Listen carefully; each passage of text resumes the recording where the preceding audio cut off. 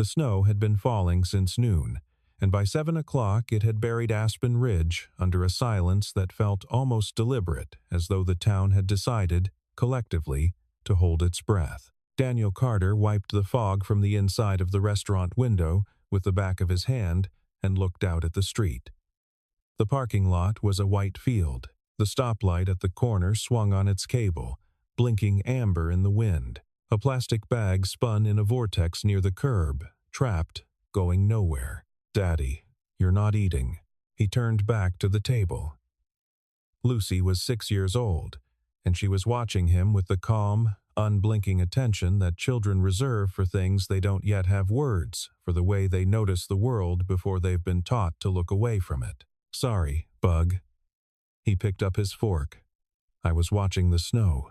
"It's a lot," she said. "It is." She went back to her dinner. The restaurant, Caldwell's, a family place on Main Street with red booths and framed photos of old Aspen Ridge on the walls, was warm in the way that only places heated against the cold can be. The windows had fogged at the edges. 2 booths over, a couple argued quietly. By the bar, a man in a ski jacket nursed a beer and stared at the mounted television, which was showing a weather report nobody needed. The storm was right outside. They could see it fine. Lucy was eating roasted chicken. She ate methodically, holding her fork with both hands, pressing each piece carefully into a small pool of honey mustard she had arranged on the corner of her plate. She was precise about it, always had been. She liked things where she put them. Daniel was halfway through a burger he didn't much taste when the bell above the door rang. Cold air swept in. A woman stepped inside, one hand gripping the door behind her, the other holding the hand of a small girl. The woman was perhaps 30, maybe younger, it was hard to tell. She wore a wool coat that had been good once, years ago, the kind of coat that was holding on through sheer stubbornness. Her boots were damp. The hem of her jeans was wet through. Her hair was dark, pulled back, and the cold had reddened the tips of her ears and the bridge of her nose. The little girl beside her was maybe 4, maybe 5. She wore a pink jacket that was a size too small, the cuffs rode up to her forearms. She had the same dark hair as her mother, and her eyes were enormous. The woman scanned the room the way people do when they're used to being asked to leave. Quick, assessing, already calculating the exits. She found an empty booth near the back, away from the windows, away from the other diners, and she moved toward it without making eye contact with anyone. The little girl, though, moved differently. She walked slowly, her head turning. Not because she was lost or distracted, she was looking at the food. At the roasted chicken, the honey mustard, the little cup of apple juice with its paper lid. She stopped walking for a moment, just a beat, just long enough for Daniel to notice. Her mother noticed too. She took the girl's hand and guided her firmly toward the booth. Daniel looked back at his burger. The moment sat in him. Uncomfortable. He knew that look.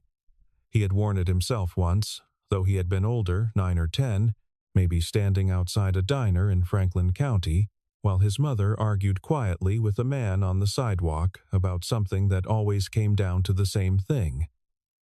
In the end, he had pressed his nose against the glass and watched a family eat pancakes, and the wanting had been so specific and so total that it had felt like standing too close to a fire. He picked up his burger. Set it down again. Across the restaurant, the woman was studying the menu.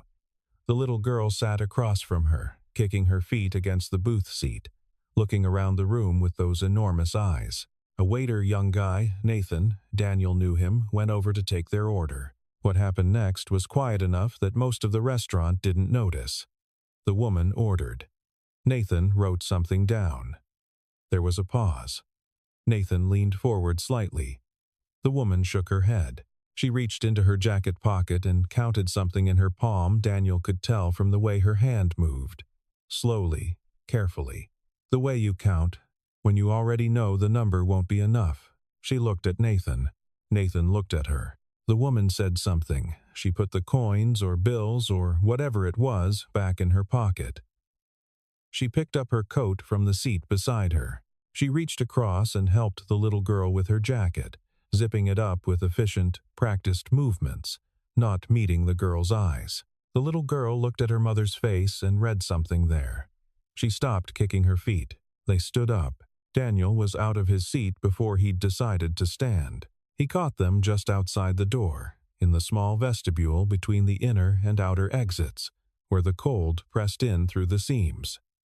The woman had her hand on the outer door handle when she heard him behind her. She turned.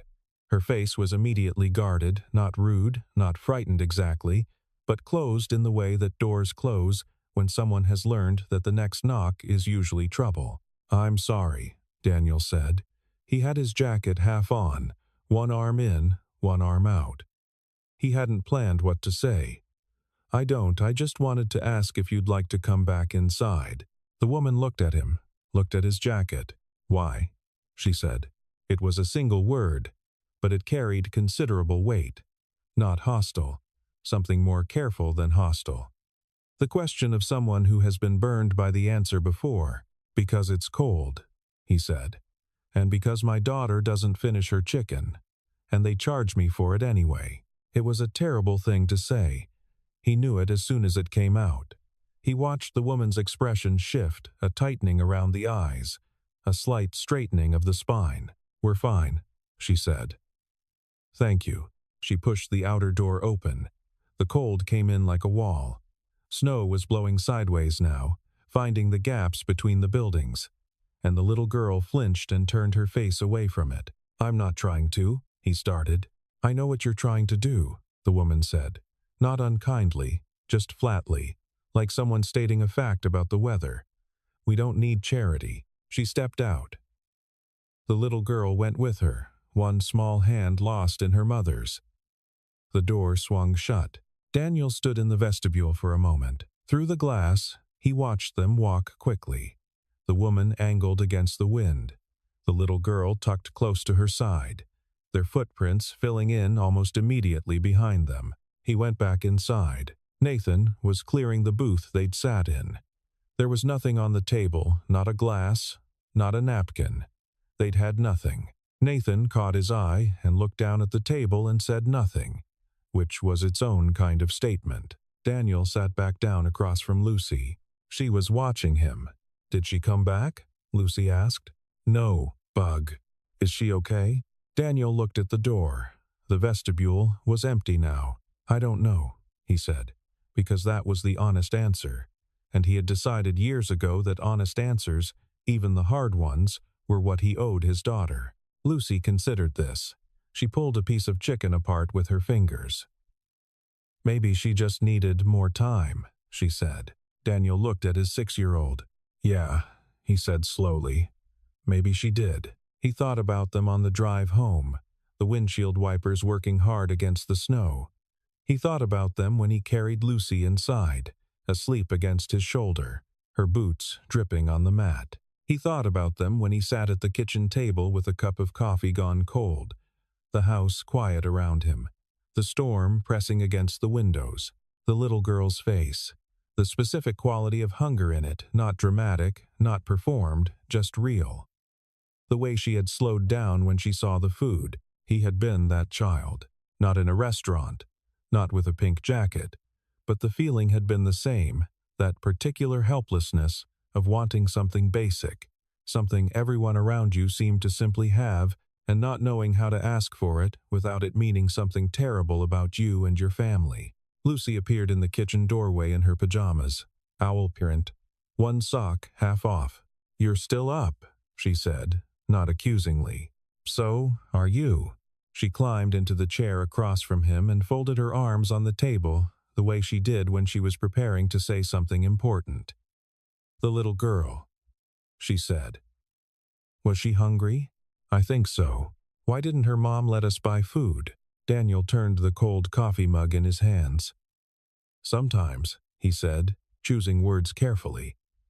"When people have been through hard things, being helped feels like being reminded of how hard things are, and that can feel worse than just being hungry." Lucy thought about this for a long time. "That's confusing," she said finally. "It is." He had learned this himself at a specific moment in a specific parking lot about 12 years ago. He had been 23. Lucy's mother had been gone for 6 months. He was living out of his truck with a 10-month-old baby and a duffel bag and $47, and a man named Walter Howard had found him in the parking lot behind the hardware store where he'd been sleeping and had not offered him money. Walter Howard had offered him a job. "I need someone who can start Monday," Walter had said. "You look like someone who can start Monday." That was it. No expressions of sympathy, no assessment of his situation, no visible pity. Just the clean dignity of being seen as someone capable of earning something. Walter's hardware store had become Daniel's full-time job, then his career.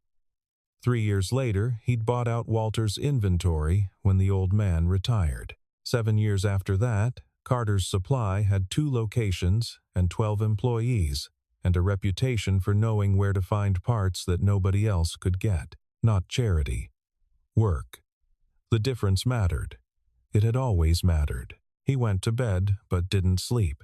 He lay on his back in the dark and let himself remember things he usually kept in a specific compartment, not locked, just tucked away. The way you keep tools you don't need often, but need to know are there. His mother's name was Diane. She had worked 2 jobs for most of his childhood days at the laundromat, evenings at a diner, and she had done this with a kind of quiet ferocity that he had not fully understood until he was old enough to understand exhaustion. They had never been destitute, not exactly, but they had been close enough to it that he knew the specific smell of close, the flat light of the electric shut-off warning, the particular way his mother paused before opening the refrigerator, the meals that were filling without containing much of anything. He had been proud, even as a kid. Maybe especially as a kid.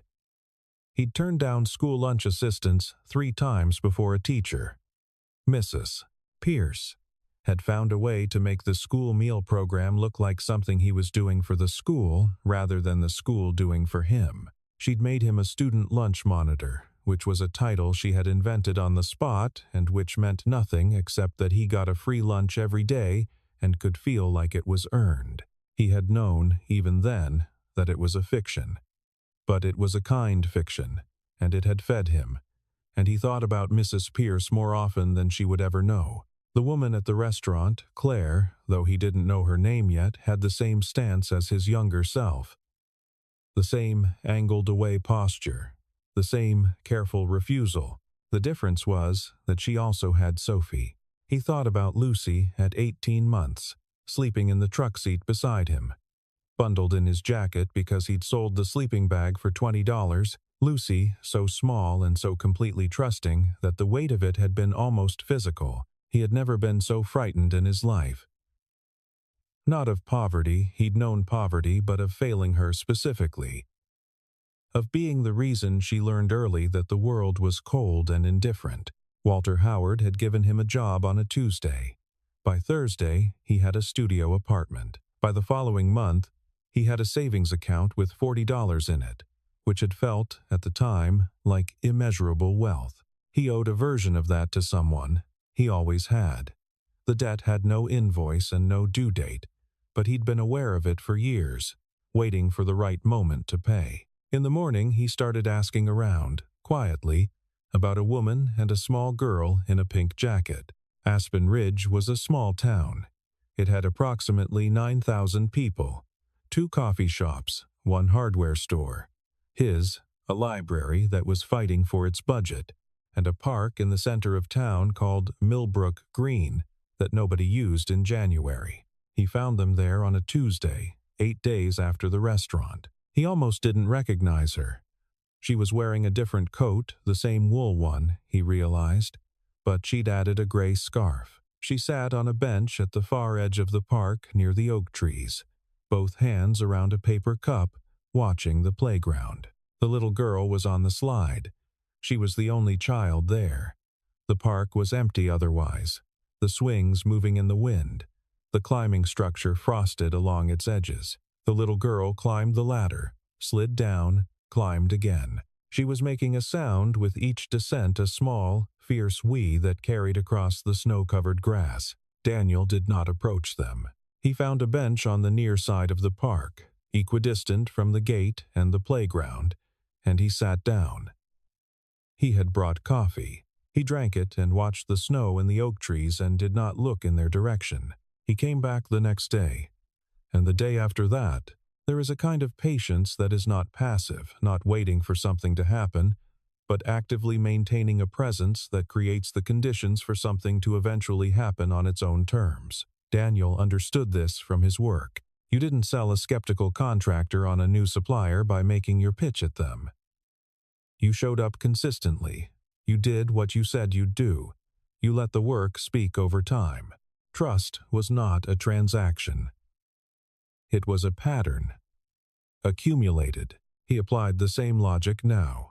He brought a book on the third day, a worn paperback he'd read before, so that he could look away from the page without losing his place. He read in the thin January sun and drank his coffee and let his presence become unremarkable. On the fourth day, he noticed that Sophie had changed her slide technique. She was now going down head first, on her stomach, arms ahead of her, which looked alarming from a distance, but which she was managing with complete composure. Claire was watching from her bench with an expression that Daniel recognized as the face parents make when their child is doing something technically fine, but deeply stressful. He looked away before she could catch him observing. On the fifth day, he brought 2 coffees. He left the second one on the far end of his bench, lid on, steam rising. He sat at the near end. He did not offer it or draw attention to it. He simply left it there. After a while, perhaps 10 minutes, the woman walked across the park and sat at the other end of his bench. She picked up the coffee. She looked straight ahead. "You're not going to stop coming here," she said. "No," he said. "That's annoying." "Probably." She drank the coffee. He drank his coffee. Across the park, the little girl had discovered that if she ran at the slide from a slight angle, she could spin off the end of it, which she was now doing systematically, with great satisfaction. "Her name is Sophie," the woman said. "I'm Daniel." "I know." I asked around. A pause. "Your store's been there a long time." 12 years. Another pause. "My name is Claire." They sat in silence for a while after that, not uncomfortably. The wind moved in the oaks. Sophie ran and spun and ran again, tireless, specific in her joy. "She likes the park," Daniel said. "She'd sleep here if I let her." A pause, the closest thing to warmth he'd heard from her yet. "She says the cold air smells like penguins." "Does it? I have no idea. She has a penguin encyclopedia. She takes it very seriously." Sophie careened off the slide and landed in a snowbank and lay there for a moment, spread-eagled, assessing the sky. Then she stood up, brushed herself off, and began climbing the ladder again. "She's not easily discouraged," Daniel said. "No," Claire said. "She's not." He heard something in those 2 words, a private note, too quick to name. Like light through a briefly opened door. It took 3 more weeks before she told him. They had fallen into a pattern without discussing at the park at 2 in the afternoon. 2 coffees. Sophie on the playground. Conversation that moved in circles before occasionally touching something real. He learned that Sophie was 4.5 and obsessed with penguins. He learned that Claire had grown up in a town called Millhaven, 3 hours south. He learned that she'd studied bookkeeping, briefly, at a community college, before things had intervened.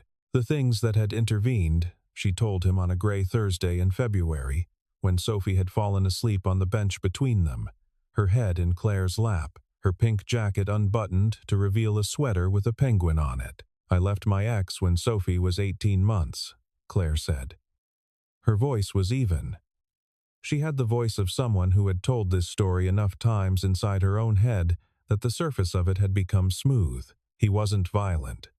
I want to be clear about that. He took things from me, slowly. Money, first.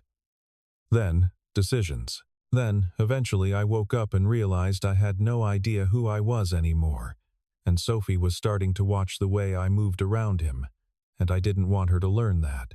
Daniel said nothing. He understood that the way to keep someone talking was not to respond to the words, but to simply be present, unchanged. I left. I had $300 and a car that made a sound, and I drove until the sound got too loud and we ended up here. She looked down at Sophie's sleeping face. I found work, cleaning offices. It was fine. Then I met a man, his name was Garrett. He was in commercial real estate and he offered to help. She stopped. What kind of help? Daniel asked. Work. At first. Real work, data entry for his office, flexible hours, good pay. He was kind. He was good with Sophie. He would come to the park. She paused. He waited a long time before he started asking for things. The asking had been gradual. Could you work late Friday? Could you skip the office party? I need you to cover something. Could you sign this document, just paperwork? Don't worry about the details. Could you keep this arrangement between us? The other staff get funny about things. Could you? And by the time she understood the shape of what she'd walked into, she owed him, or believed she did the job.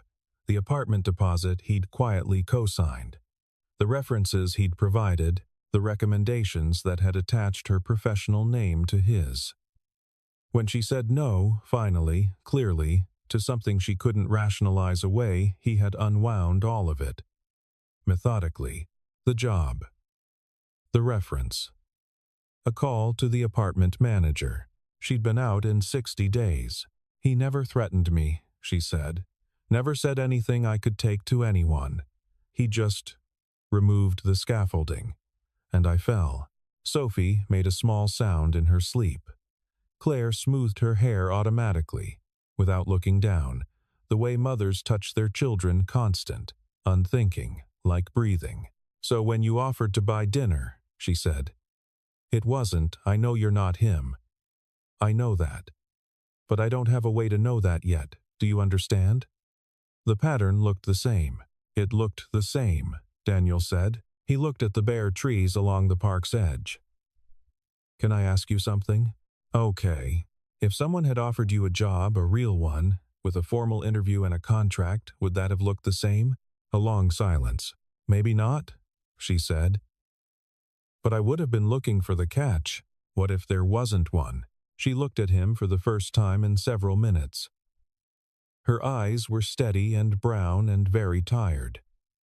Then, I suppose I would have found out eventually. He had thought carefully about how to do this, which was unusual for him.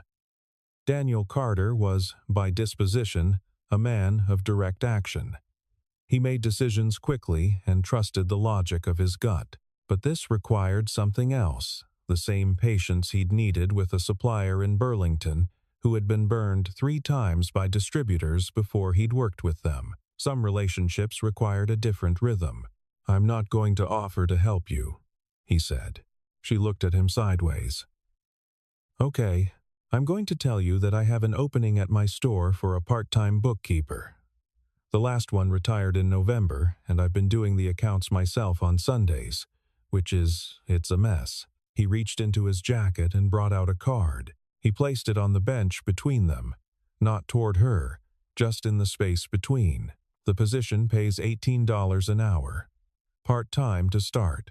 Potential full-time in 3 months depending on performance. Interview with me and my store manager, Margaret. References required. Standard contract. He stood up and began buttoning his jacket. There's no second part, he said. No favor. No catch. You'd be an employee, I'd be your employer. The same as anyone else who's applied. He paused. Which is nobody, because I haven't posted it yet. I wanted to talk to you first, because I thought you deserved to know before it went up publicly. He picked up the empty coffee cups. If you're interested, call the number on the card. If you're not, it goes up on the board tomorrow. He looked at Sophie, still sleeping. She's going to be cold when she wakes up. He walked to the gate. He did not look back. 3 days passed. He posted the position. He got 4 inquiries, 2 of which were serious. He scheduled Margaret to conduct preliminary calls. On the fourth day, at 8:47 in the morning, his phone rang. A number he didn't have saved. "Is the position still open?" Claire's voice. Steady. Slightly too careful. "Yes," he said. "I'd like to schedule an interview." Margaret ran the interview.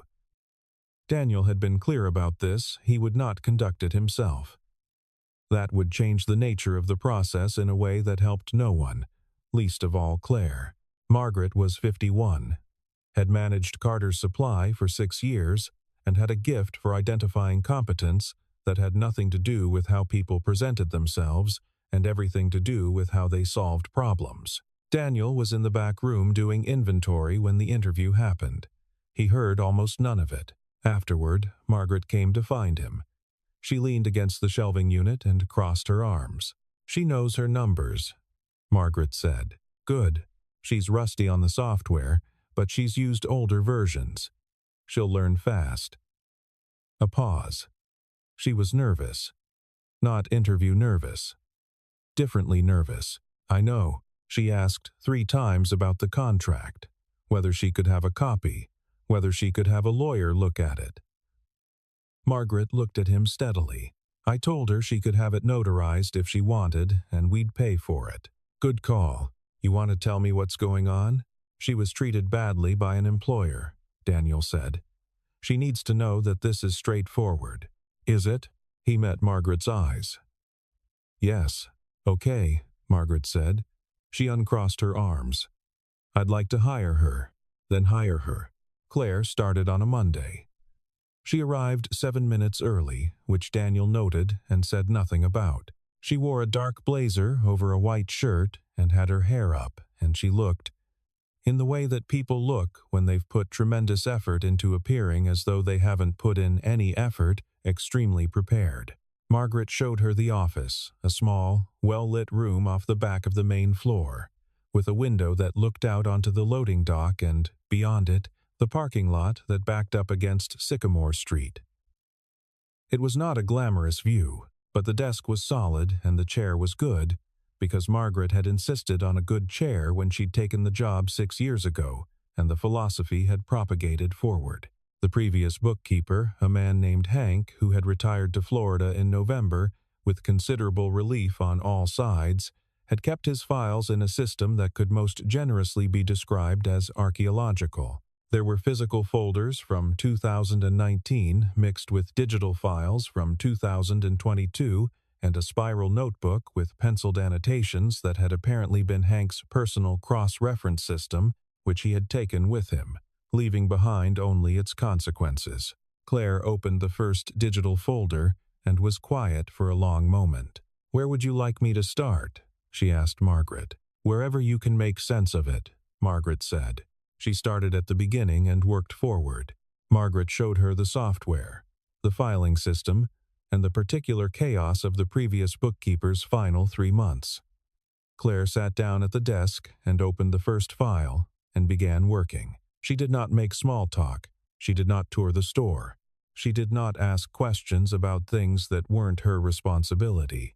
At noon, she ate a sandwich at her desk, quickly.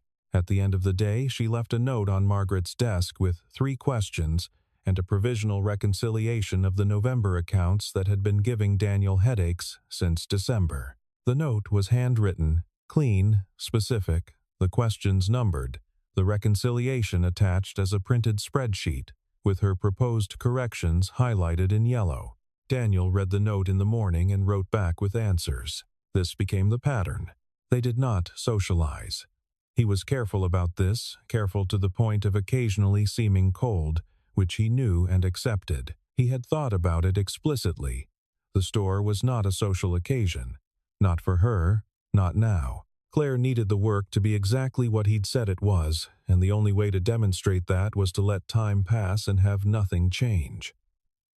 Every interaction that stayed professional was a data point, a body of evidence, built slowly, that this job was what it appeared to be. He greeted her in the mornings the way he greeted Margaret and the 2 floor staff briefly, by name, with specific work-related intent. He reviewed her work with the same directness he applied to everything else.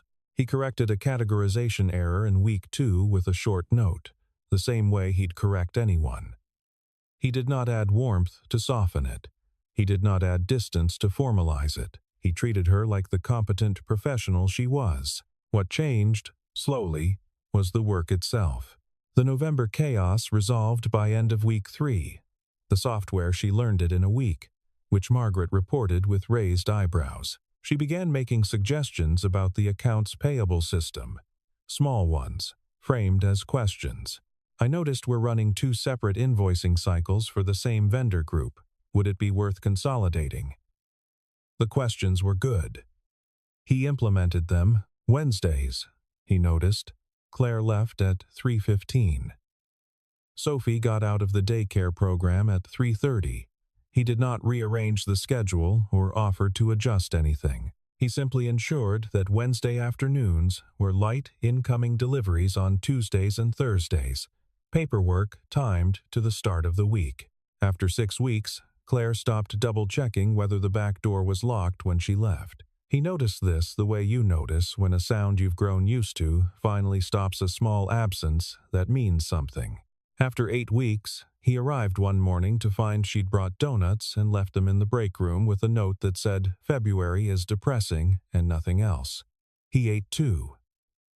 Margaret ate 3 and denied it. Sophie came to the store on a Saturday once, when the daycare was closed and Claire had a deadline. She sat at a small table Margaret found in the back and drew pictures, very seriously, for 3 hours. She drew a penguin, a dog, a building she identified as the store, and a portrait of Daniel that he accepted gravely and taped to the wall of his office, where it remained. "Your nose is wrong," Lucy said when she saw it. She came to the store on Saturdays sometimes, doing homework at the counter. "It's my nose," Sophie said, with complete confidence. Lucy considered the portrait.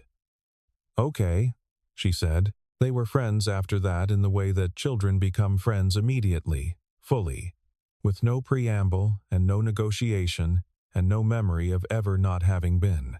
The second storm came in March, meaner than the first. It arrived on a Tuesday evening, the wind preceding the snow by an hour, rattling the windows of the store while Daniel locked up. He could feel the pressure change in the air, that particular flatness, like the world inhaling before something large. He drove home in thickening dark, the road ahead narrowing to his headlights. Lucy was with his neighbor, Susan. For the night, a standing arrangement on Tuesdays. He was at home with a sandwich and a book when his phone rang. "It's Sophie." Claire's voice was different, stripped down, like a wire with the insulation pulled off. "She can't breathe right. Her fever's been climbing for 2 hours, and her breathing sounds wrong. And I called the nurse line and they said to come in immediately, but..." "Which urgent care?" he said. "I don't." A pause. He could hear Sophie in the background, a thin, shallow sound, not crying, worse than crying. The cough of a small chest working too hard. "My car is the engine. I've been meaning to." "I'm coming," he said. "Stay inside. 5 minutes." He drove fast on empty roads. The snow was new and hadn't been plowed, his headlights cutting white curtains. He pulled up to the address Claire had given him, an apartment complex off Birch Street, 2nd floor, and she was already in the lobby with Sophie wrapped in a blanket, the child's face pale and her breathing audible even from the door. Claire was holding Sophie with the contained urgency of someone who has decided that panic is a luxury she cannot afford right now. Later, not now. "Let's go," he said. He drove to Aspen Ridge General, 7 minutes away. He didn't speed, the roads were bad, but he took the most direct route and didn't stop unless the lights required it. In the back seat, Claire held Sophie and talked to her quietly. She didn't say everything will be fine, which Daniel noted. She said, "I've got you, and I'm right here, and let's count the street lights." Which Sophie did, in a thin voice, from 1 to 11, before she lost count. "Croup," the doctor said, 2 hours later. Common in children Sophie's age. Manageable with steroids and humidified air. Serious if untreated, which was exactly why you came in when the breathing changed. The doctor was a woman named Ellen Ferris, steady and specific, who explained the treatment without condescending and answered Claire's questions without rushing her. Sophie lay in a hospital bed with a small oxygen monitor on her finger, a red glow at the tip, watching an aquarium screensaver on the wall television. She had mostly stopped coughing. The color was coming back into her face in small increments, like a tide returning. She was watching a large purple fish move in slow arcs across the screen with the focused appreciation of someone who has earned this rest. Claire sat in a chair beside the bed with both hands flat on her thighs, very still. She had been still since the fever broke. Not relaxed, the stillness of a person who has been holding a specific shape for hours and doesn't yet know how to let it go. Daniel sat in a chair across the room. He had brought coffee from the vending machine, the particular bad coffee of hospital vending machines, which is somehow comforting in its predictability. He put one near Claire's chair. He didn't ask her to take it. He just made it available, the way you leave a light on. After a while, she picked it up. "I'll cover the bill," he said. She turned to look at him. There was something in her face, not refusal, not quite, but the old instinct rising, the habit of deflection. "Don't," he said, before she could speak. Not harshly, just clearly. "I know what you're going to say. I'm not doing this because I think you can't handle it, or because it creates anything between us. Sophie needed a doctor and she has one. That's it." He paused. "I've been helped at specific moments in my life, in a specific way that I've been trying to pay forward ever since. Tonight is one of those moments. That's the only frame." The room was quiet except for the soft beep of the monitor and the faint movement of the aquarium fish on the screen. "The man who gave you a job," she said, "when you were in the parking lot." He'd told her this story weeks ago, briefly. "Walter Howard. Was he afraid you wouldn't accept it?" Daniel thought about it honestly. "I think he was afraid I wouldn't value it if he made it too easy." He looked at Sophie, who had closed her eyes, the red glow still steady on her finger. "He made me work for it, but he stayed close enough to catch me if I fell." "That's what you've been doing," Claire said. "Trying to." She looked at Sophie. "She likes you," she said. "She drew you a second portrait. At home. She hasn't given it to you yet because she thinks the first one's not good enough. The first one's excellent. I told her that." A small silence. "She doesn't agree." He smiled. It was a quiet smile, the kind that has nothing to prove. Claire leaned forward and put her elbows on her knees. She was looking at Sophie, not at him, when she said, "When I first saw you in the restaurant, when you came out after us, in the snow, with your jacket half on, do you know what I thought?" "What?"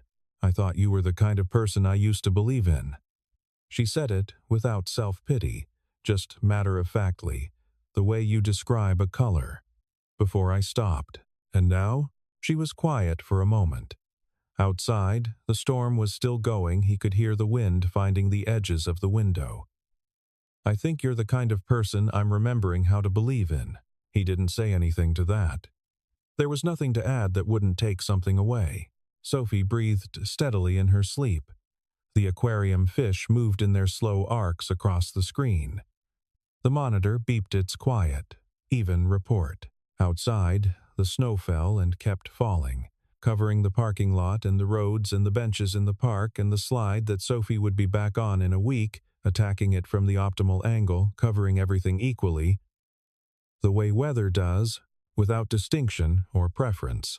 And in the morning, the sun would find it all the same. Spring came late to Aspen Ridge, the way it always does in that part of the country grudgingly, in fits and starts, with cold snaps through April that made you wonder if it would bother arriving at all. And then, one day in May, the trees came in all at once, and the park was green, and children were on the playground again. Sophie had developed a powerful new interest in the slide. Not the regular one, the spiral one, which she attacked with strategic ferocity, calculating the optimal approach angle with an intensity that Lucy called a little scary and Daniel called engineering. "She's going to build something someday," Margaret said. watching Sophie dismantle and reassemble a stapler that had been left on the break room table. The stapler worked better afterward, which was not entirely surprising. They went to the park on Saturdays now, the four of them. It had evolved naturally, without being named. Lucy and Sophie ran ahead. Daniel and Claire walked behind at a pace that had no particular urgency. They talked about work, about the town, about things they'd read or noticed or thought about. They talked about Walter Howard and about Garrett and about the years in between. The conversations were easy in the way that conversations become easy when both people have decided that honesty is less exhausting than its alternative. There was one Saturday in late April when it rained a steady, unremarkable drizzle, and they stayed at the park anyway because Sophie and Lucy had decided collectively that rain was not a sufficient reason to leave, a position neither adult had the energy to argue with. Daniel and Claire sat on the bench under the oak tree, which provided imperfect cover, and watched their daughters run through puddles with the committed joy of people who have correctly assessed that they are already wet and therefore have nothing to lose. "I used to think about leaving Aspen Ridge," Claire said. The rain made its small sounds in the leaves above them. "What stopped you?" She thought about it for a moment. "Sophie likes the slide." He smiled. "And the work," she said. And she paused, watching Sophie and Lucy coordinate an approach to a particularly large puddle. Things started to feel like they were mine. "That's new. It takes some getting used to." He understood this exactly. The particular unfamiliarity of stability when you've been without it long enough, the way you keep waiting for it to reveal itself as temporary, to show the catch, and slowly, incrementally, it just doesn't. Claire was full-time by April. Her work had, without fanfare, reshaped the accounting systems of Carter's Supply in ways that Margaret referred to privately as embarrassingly good. She'd caught a vendor discrepancy that had been costing the store $400 a month for 2 years. She'd implemented a tracking system for seasonal inventory that Daniel had been meaning to set up since the second location opened. She was, Margaret told him with her characteristically dry delivery, "the best hire we've made since you hired me." "I didn't hire you," Daniel said. "You hired yourself and dared me to argue, which you were smart enough not to do," Margaret said. Claire had moved, in March, from the apartment on Birch Street to a 2-bedroom on Sycamore, close enough to the store to walk in good weather. Sophie had chosen the colors for her room, a specific and non-negotiable shade of blue that she described as penguin belly, which, when they looked it up, turned out to be a real thing, the distinctive pale blue of the underside of a Humboldt penguin. The walls were painted accordingly. Sophie approved after standing in the center of the room for a full minute, turning slowly, evaluating. Then she said yes with the gravity of a professional, and that was that. In June, Claire came to Daniel's office and closed the door and sat in the chair across from his desk with her hands folded. "I want to do something," she said. He waited. "There's a woman named Rita who works the overnight at the Quick Mart on Dexter. I've talked to her a few times. She's got a kid, a boy, 9 years old. She's trying to get out of an apartment that sits bad. The landlord is not good." She paused. "She's good with numbers. She mentioned she took accounting in high school. She mentioned it the way people mention things they've given up on." Daniel understood where this was going. "You want to know how to help without making her feel like she's been helped," he said. He thought about Walter Howard, about the afternoon in the parking lot, the autumn sky behind him. The way he'd said, "I need someone who can start Monday," as though Daniel would be doing him a favor, which was either a generous lie or a kind truth, or perhaps both simultaneously. He thought about Mrs. Pierce, who had invented a title for a 12-year-old boy so that a free lunch could feel earned. He thought about all the small architectures of dignity that people build for each other, often invisibly, often without acknowledgement, often without ever knowing whether they worked. "Ask her if she wants to come in for an informational interview," he said. "Not a job offer. Just information about what we do and how we do it. No strings. She can ask questions. She can decide it's not for her. But she comes in on her own terms, for her own reasons." He paused. And if she's as good as you think she is, we'll have a position open soon enough. The books on the second location have been a headache since March. Claire looked at him steadily. You'd do that? Margaret would make the call, he said. It would be legitimate. Yes, Claire said. That's exactly what I mean. She stood up. At the door, she stopped. Can I ask you something? Sure. When you left the coffee on the bench at the park, did you think it would work? He considered this honestly. I thought it was all I had, he said. 2 coffees and the patience to sit still. She smiled, the kind of smile that has taken a long time to arrive and has therefore earned its place. It was enough, she said. She opened the door and went back to her office. Daniel turned back to his desk. On the wall behind him, Sophie's portrait of his face, the nose, still definitively wrong, had been joined by the second one, which Sophie had left on his desk one Saturday without comment. In the second portrait, she'd drawn the 4 of them, small figures on a bench in a park, the trees rendered as green clouds above them, the sky the particular blue of a penguin's underside. There was something in the proportions, the way the 4 figures were angled slightly toward each other, the way their sizes suggested nothing about importance, only proximity, that he had found himself looking at more than once in the past weeks, trying to understand why it felt more accurate than most things drawn with greater skill. He thought about Walter Howard, who had died 6 years ago of a heart attack, quietly, at home, who had never known the full shape of what he'd done in a parking lot one autumn afternoon by offering a young man not money but the dignity of work. Walter Howard, who had never said, I'm helping you, who had simply said, I need someone who can start Monday, and looked at Daniel as though the answer were obvious. He thought about how things travel not in straight lines, not in grand gestures, but in small exactitudes of time and attention. A job offered cleanly, a cup of coffee left without commentary, a portrait taped to a wall, a child's fever tended through the night with no account kept, an informational interview offered to a woman working overnight at a convenience store, framed as information, leaving the dignity of the decision in her hands. He thought about Lucy, who had said, at 6 years old, sitting across a kitchen table in owl-print pajamas with one sock half off, that maybe the woman just needed more time. She had been right, as she often was, with that uncanny accuracy that children sometimes possess before the world teaches them to second-guess what they already know. He was still thinking about this when his door opened, and Margaret appeared in it. Rita Fowler is on the phone, she said, calling about an informational interview. A pause. Her voice sounds like someone who's been told to expect less than she deserves. Daniel leaned back in his chair. Tell her she can come in Thursday, he said. Tell her it's not an interview.